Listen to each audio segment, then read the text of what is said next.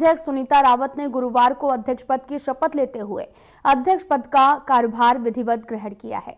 विकासखंड सभागार थराली में आयोजित शपथ ग्रहण समारोह में नवनिर्वाचित कार्यकारिणी को उप जिलाधिकारी पोखरी अबरार अहमद ने पद और गोपनीयता की शपथ दिलाई है। साथ ही सुनीता रावत ने नगर पंचायत थराली के अध्यक्ष पद की शपथ लेने के बाद में स्थानीय जनता का आभार प्रकट करते हुए थराली के समुचित विकास को अपनी प्राथमिकता बताया है। साथ ही थराली नगर पंचायत अध्यक्ष सुनीता रावत ने अपने उद्बोधन में कहा कि थराली नगर पंचायत में विकास का जो संकल्प पत्र कांग्रेस ने जारी किया था, उस संकल्प पत्र के अनुरूप थराली का विकास करने का उनका प्रयास रहेगा।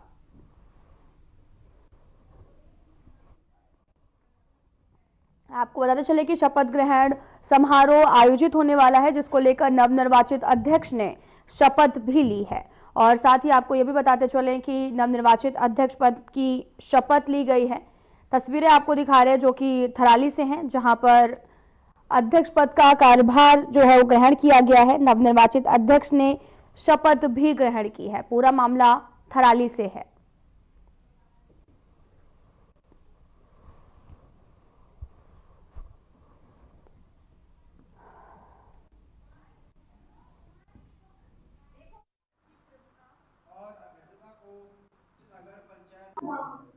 अभी जो सामान्य निर्वाचन के में नगर पंचायत थराली के तहत जो नवनिर्वाचित कार्यकारिणी थी, इसमें नगर पंचायत अध्यक्षा और 3 जो सभासद चुने गए थे, उनका आज शपथ ग्रहण समारोह हुआ, जो सफलतापूर्वक संपन्न हो गया।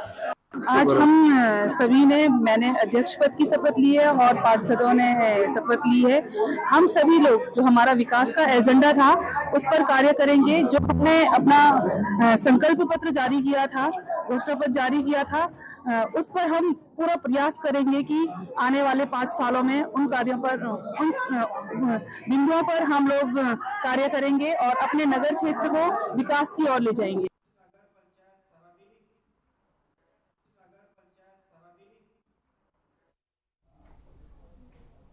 हरिद्वार में नगर सरकार का औपचारिक गठन हो जाएगा। ऋषिकुल मैदान में आयोजित शपथ ग्रहण समारोह में डीएम कामेंद्र सिंह नवनिर्वाचित मेयर किरण जैसल और पार्षदों को शपथ दिलाएंगे। इसी के साथ शहर की नई सरकार कामकाज संभाल लेगी। और वहीं शिवालिक नगर पालिका के अध्यक्ष का शपथ ग्रहण समारोह नवोदय नगर में होगा, जहां पर एसडीएम उन्हें शपथ दिलाएंगे। और इस महत्वपूर्ण आयोजन को लेकर प्रशासनिक तैयारियां पूरी कर ली गई हैं। शपथ ग्रहण से पहले विधायक मदन कौशिक और आदेश चौहान ने नवनिर्वाचित जनप्रतिनिधियों के साथ में बैठक की है और इस दौरान शहर के विकास कार्यों और प्रमुख योजनाओं को लेकर भी चर्चा हुई है। मेयर किरण जैसल ने भी शपथ ग्रहण से पहले जनता का आभार व्यक्त किया और कहा कि वे व्यापारियों के हितों की रक्षा के लिए प्रतिबद्ध रहेंगी।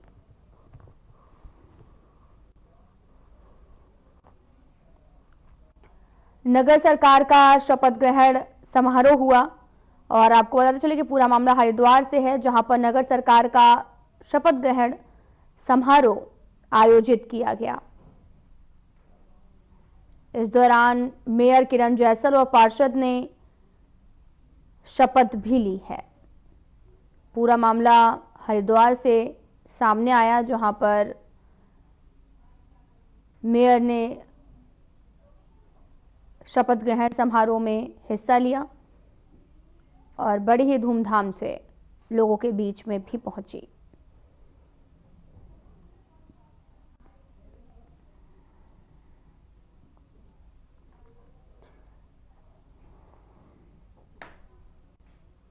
उत्तराखंड विधानसभा का बजट सत्र 18 फरवरी से देहरादून में आरंभ होगा।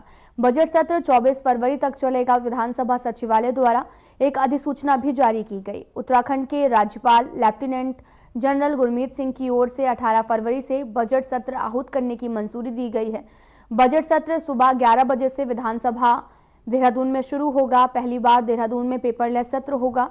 वहीं राज्य के वित्त और संसदीय कार्य मंत्री प्रेमचंद अग्रवाल ने बताया कि यह सत्र 24 फरवरी तक चलेगा और उन्होंने ये भी बताया कि देहरादून विधानसभा भवन में होने वाले इस सत्र के दौरान राज्य का 2025-26 के लिए बजट पेश किया जाएगा।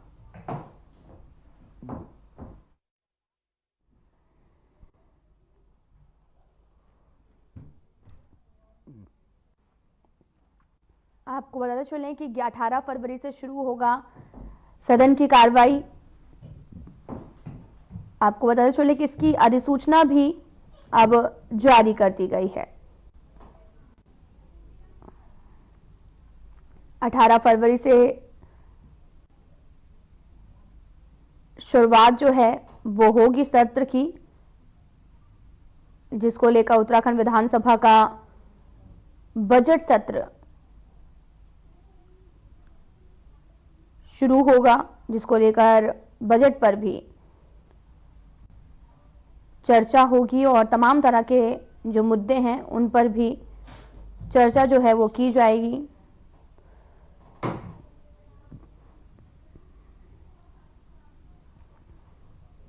उत्तराखंड विधानसभा का बजट सत्र जल्द ही होगा। 18 तारीख को प्रदेश की 5वीं विधानसभा का इस वर्ष का पहला सत्र 18 फरवरी से देहरादून में होगा। राज्यपाल की स्वीकृति के बाद में आपको बताते चलें कि विधानसभा में अधिसूचना भी जारी कर दी गई है। राजस्व की कमी झेल रही उत्तराखंड पावर कॉर्पोरेशन ने इस वित्तीय वर्ष में बकायेदारों से 111 करोड़ रुपए के टारगेट में से 99 करोड़ रुपए की बड़ी राजस्व वसूली कर ली है। वहीं अभी उपभोक्ताओं पर 12 करोड़ रुपए की राशि का बकाया है, जिसे वसूलने के लिए राजस्व टीम अपना प्रयास भी कर रही है। इस बकाया राशि को वसूलने के लिए उत्तराखंड पावर कॉर्पोरेशन की रिकवरी टीम अभियान चलाकर बकायेदारों से संपर्क कर रही है और इसके साथ ही बकायेदारों पर कार्रवाई करते हुए 1750 बकायेदारों की आरसी कट कर चुकी है।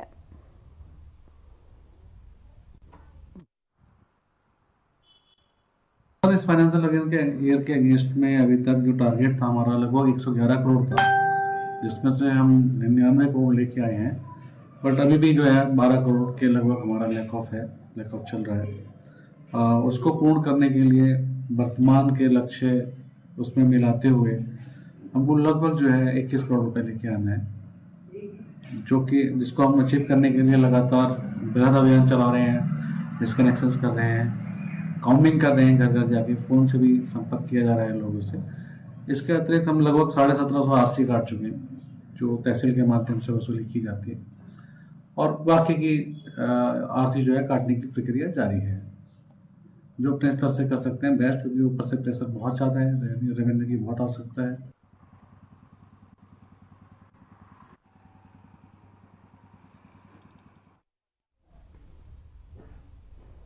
खबर अक्सर से है, जहां पर आपको बताते चलें कि अधिक सत्र बीतने के बावजूद भी गन्ना मूल्य घोषित न किए जाने से नाराज भारतीय किसान संघ ने मुख्यमंत्री आवास का घेराव करने की धमकी दी है। उन्होंने कहा कि सरकार किसानों को लेकर गंभीर नहीं है और साथ ही किसान गन्ना मूल्य घोषित किए जाने को लेकर भी सरकार की तरफ टकटकी लगाकर देख रहे हैं, लेकिन सरकार किसानों की तरफ मुंह फेरे हुए हैं और अब बर्दाश्त से बाहर हो चुका है।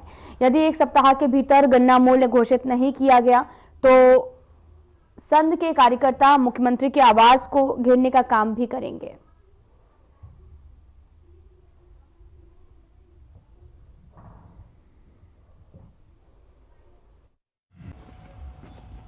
एक रिमाइंडर दिया, एक रिमाइंडर और देगा।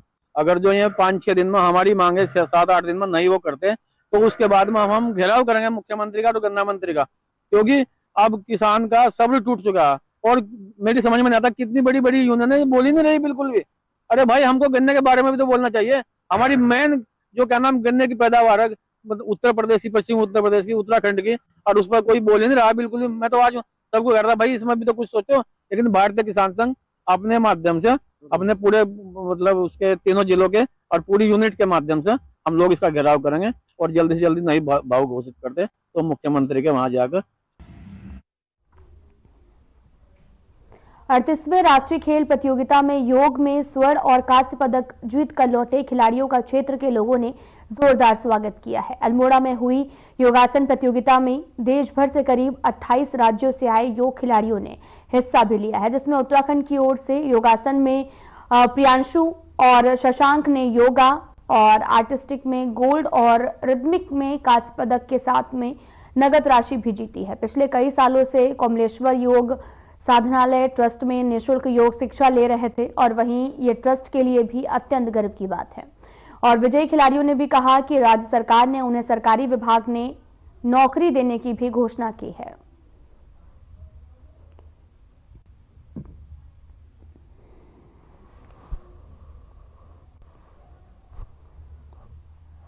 हमें बहुत अच्छा अनुभव रहा। गवर्नमेंट ने, राज्य सरकार ने हमारे लिए बहुत अच्छी सुविधाएं दी, खाने से लेके आपके ट्रैवलिंग तक का बहुत अच्छा व्यवस्था कर रखी थी।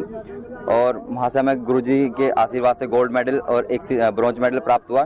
तो मैं गुरुजी का बहुत बहुत धन्यवाद करना चाहूँगा कि उन्होंने हमें इस मार्ग पे ले जाया। और अभी हमारा कोमलेश्वर योग साधनालय ट्रस्ट जिसमें कि 150 से 200 बच्चे अभी योग सीख रहे हैं और जो नेशनल लेवल पे मेडल ला रहे हैं, इंटरनेशनल लेवल पे भी आगे चल के मेडल लाएंगे। बच्चे जिस तरीके योगा वैसे भी इंडिया में विश्व गुरु बनने जा रहा था, आपको ऐसा क्यों लगा कि भाई योगा चुनना चाहिए? योग आपको शांत करता है, मतलब और गेम में आप गेम तो करोगे पर आपका मन स्थिर नहीं रहेगा, एक्टिविटी इधर उधर मन में कुछ विचार चलेंगे, गलत विचार चलेंगे ये सब। पर यदि आप योग को अपनाओगे ना तो आपका मन शांत, आप बुरी आदतों से दूर होते जाओगे और अच्छी आदतें आपके मन में आती रहेगी। योगा चित्तवृत्ति निरोधा, चित्त की वृत्तियों का समूल तरीके से नष्ट कर देना, उसे योग कहते हैं। जैसे तालाब में कंकड़ डालते हैं ना, तरंगे उठती है, 10 मिनट बाद वो शांत हो जाए, ठीक योग भी ऐसा ही काम करता है। आपके मन में ना जाने कितने हजारों लाखों विचार चलते रहते हैं। अगर आप योग साधना से जुड़ते हैं, योग एक साधना है, कोई 10-15 दिन करने का खेल नहीं है। योग एक साधना है, जैसे आप इसे जुड़ जाते हो तो आपका अंतर्मन खुश हो जाता है, शांत हो जाता है, आपकी निर्णय शक्ति बहुत अच्छी हो जाती है। और बस यही मुहिम लेकर चले थे हम, घर घर तक हमको योग पहुंचाना है। और ये 2 शिष्यों ने आज क्षेत्र का, प्रदेश का, देश का नाम रोशन किया, इसमें बेहद खुशी है। और मेरे गुरुजी मुकेश योगी जी यहाँ पर सामने इन्होंने मुहिम चलाई थी और हम एक ट्रस्ट चला रहे हैं जिसमें निःशुल्क योगा सिखाते, किसी बच्चे से कोई फीस नहीं लेते, ट्रस्ट के माध्यम से। और ये हम लगे हुए हैं और घर घर तक हम योग पहुंचाएंगे, आसपास के क्षेत्र में हर जगह तक हम योग पहुंचाएंगे। 38वें राष्ट्रीय खेल में आपके कितने लोगों ने मेडल जीते? हमारे 2 शिष्यों ने मेडल जीता है, एक प्रियांशु। अपर जिलाधिकारी विवेक प्रकाश ने शुक्रवार को कलेक्ट्रेट परिसर में दिव्यांगजनों की सुगम यात्रा को हरी झंडी दिखाकर रवाना किया है। अपर जिलाधिकारी ने कहा कि दिव्यांग रथ पूरे जनपद में भ्रमण करेगा। दिव्यांगजन जनपद के धार्मिक स्थल, पर्यटन स्थल और सार्वजनिक भवनों को भ्रमण करेगा, जिसमें दिव्यांगजनों को इन जगहों पर आने जाने और साथ ही कार्य करने में क्या क्या समस्याएं आती हैं, उन सभी बातों का विश्लेषण भी किया जाएगा।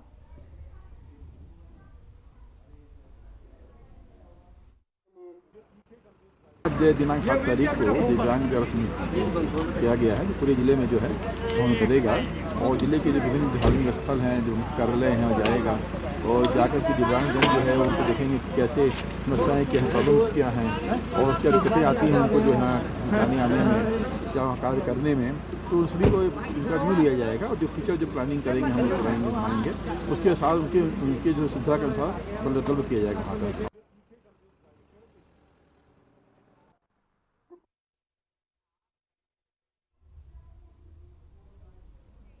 फिलहाल यहां रुकते हैं छोटे से ब्रेक के लिए।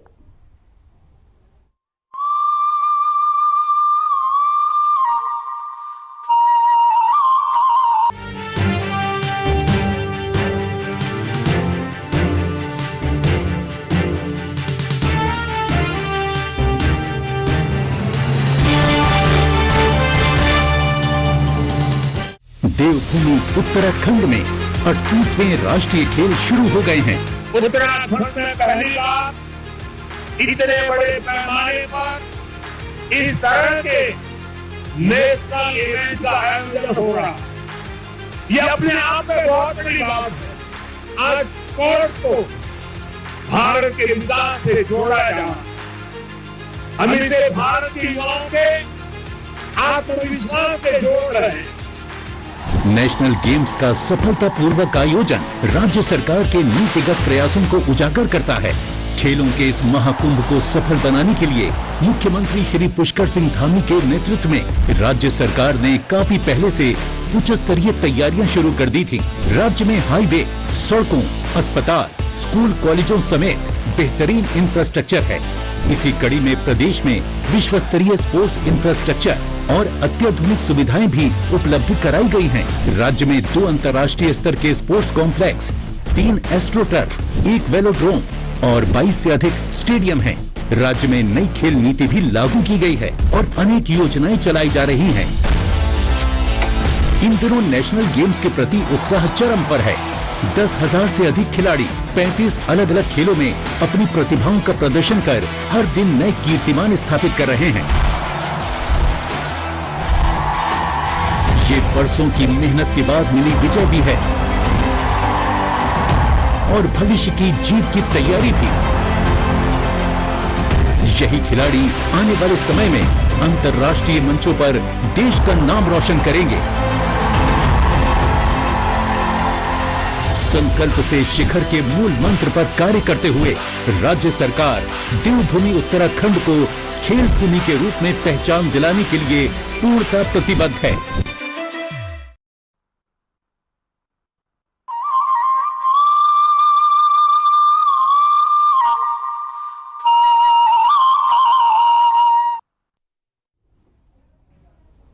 ब्रेक के बाद स्वागत है आप सभी का। रुख करते हैं खबरों की तरफ। भूकंप की दृष्टि से अति संवेदनशील उत्तराखंड के लिए एक अच्छी खबर है। भूकंप आने से पहले आपदा प्रबंधन विभाग अब अलर्ट सिस्टम तैयार कर रहा है और इसके लिए सभी को भूदेव ऐप डाउनलोड करना होगा। आपदा प्रबंधन सचिव विनोद कुमार सुमन ने बताया कि राज्य की संवेदनशीलता को देखते हुए विभाग द्वारा अर्ली वार्निंग सिस्टम तैयार किया गया है और ये सिस्टम IIT रुड़की के सहयोग से तैयार किया गया है और ऐप आपको तभी अलर्ट करेगा जब 5 तीव्रता से भी ज्यादा भूकंप आएगा।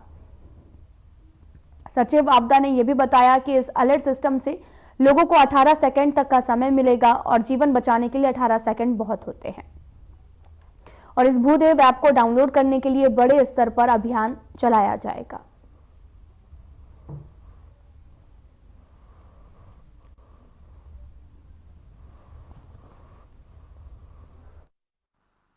आप जानते हैं कि उत्तराखंड जो है भूकंप की दृष्टि से बहुत ही संवेदनशील राज्य है।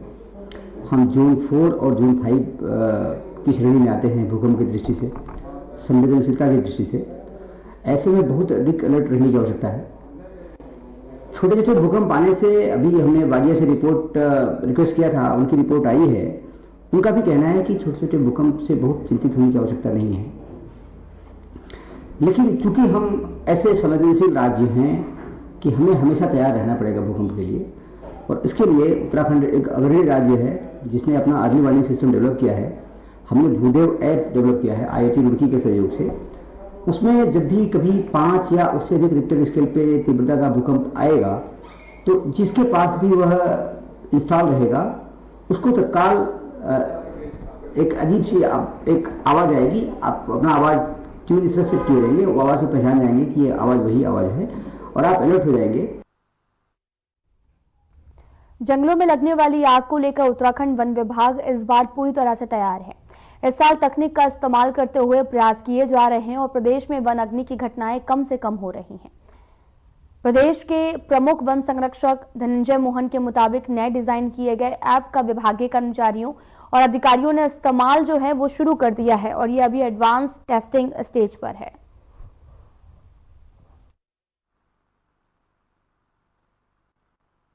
तो कई विशेष तैयारियां हम लोगों ने की है और हम पहले के मुकाबले कहीं बेहतर प्रिपेयर्ड हैं वनाग्नि से डील करने के लिए। एक तो जो बहुत महत्वपूर्ण हमने काम किया है इस बार हमने ऐप और डिजिटल प्लेटफॉर्म के माध्यम से पूरा मैनेजमेंट वनाग्नि का हम करने जा रहे हैं। ऐप ऑलरेडी हमारा एडवांस टेस्टिंग स्टेज में है। पूरे हमारे करीब 5,500 वनकर्मी ऑलरेडी इसको यूज़ करना शुरू कर दिए हैं ताकि जो भी छोटी मोटी इसमें दिक्कतें या ट्रेनिंग वगैरह हैं वो सब हम रिजॉल्व कर लें और करते जा रहे हैं और साथ साथ इसका इस्तेमाल भी हो रहा है बीटा वर्जन का। तो और साथ ही हमने एक integrated control and command centre भी यहाँ इस्टेब्लिश कर दिया है जिसमें लगातार एक GIS डोमेन में हमारी फायर। तो खबर खटीमा से है जहां पर आपको बताते चले कि नवनिर्वाचित लोगों को शपथ ग्रहण दिलवाई जा रही है और साथ ही आपको ये भी बताते चले कि नगर पालिका परिषद बोर्ड के नवनिर्वाचित अध्यक्ष रमेश चंद्र जोशी और सभी 20 वार्डों के सभासदों को उप जिलाधिकारी रविंद्र सिंह बिष्ट ने पद और गोपनीयता की शपथ दिलाई है और साथ ही इस अवसर पर नवनिर्वाचित पालिका अध्यक्ष रमेश चंद्र जोशी ने सभा को संबोधित करते हुए कहा कि उनकी प्राथमिकता क्षेत्र में सिविल लाइन की स्थापना, नाले नालियों की साफ सफाई, नगर पालिका हेतु नए भवन का निर्माण आदि है। उनका प्रयास रहेगा कि आगामी 1 साल के अंदर ही सारे कार्य प्राथमिकता के साथ पूरे हो जाएं। साथ ही उन्होंने कहा कि खटीमा के सभी वार्डों के सभासदों को साथ में लेकर क्षेत्र के विकास हेतु कार्य करेंगे।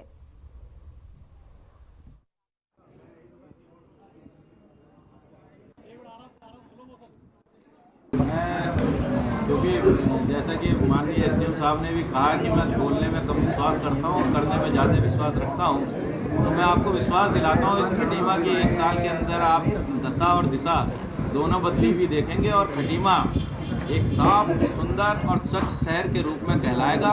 और हमारी प्राथमिकता पहले ही साल ये रहेगी कि हम जो उत्तराखंड की टॉप 5 नगर पालिका है उनमें से एक नगर पालिका खटीमा हो, इसका प्रयास करेंगे माननीय मुख्यमंत्री जी के माध्यम से, क्योंकि माननीय मुख्यमंत्री जी का एक गृह क्षेत्र है और हम चाहेंगे कि माननीय मुख्यमंत्री जी इस खटीमा को इतनी सौगात दें कि जितना हम कर सकते हैं उससे 100 गुना अधिक, क्योंकि माननीय मुख्यमंत्री जी खुद चाहते हैं इस खटीमा का विकास और लगातार वो इसके लिए प्रयासरत रहते हैं। तो माननीय मुख्यमंत्री जी के माध्यम से हम इस खटीमा में विकास की जो गंगा बहाने की सोच रहे हैं, उसमें आपको भी ये बता देते हैं कि हमारे जो दोनों नाले हैं, खतरा और ऐठा नाला, वो प्राथमिकताओं में रहेंगे। उनका सफाई करना और उनका सौंदर्यीकरण करना ये हमारी प्राथमिकताओं में से है।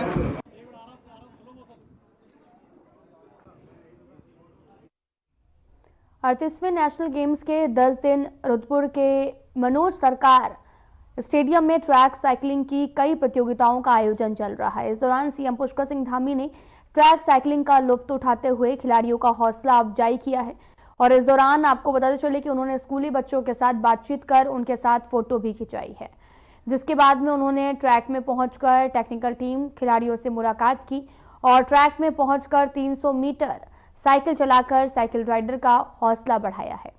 उन्होंने पुरुष वर्ग में ट्रैक साइकिलिंग प्रतियोगिता की टीम परस्यूट 4000 मीटर्स में पहले दूसरे स्थान पर रह रही टीम को मेडल भी वितरित किए।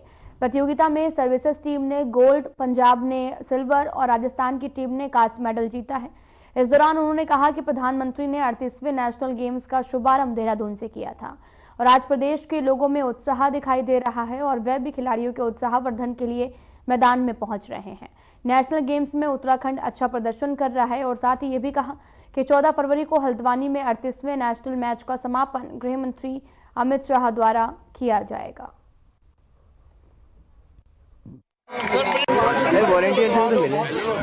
जनवरी को आदरणीय प्रधानमंत्री श्री नरेंद्र मोदी जी के कर कमलों से, उनके हाथों से 38वें राष्ट्रीय खेलों का शुभारंभ हुआ है और उसमें से लगातार एक बहुत उत्साह का माहौल है।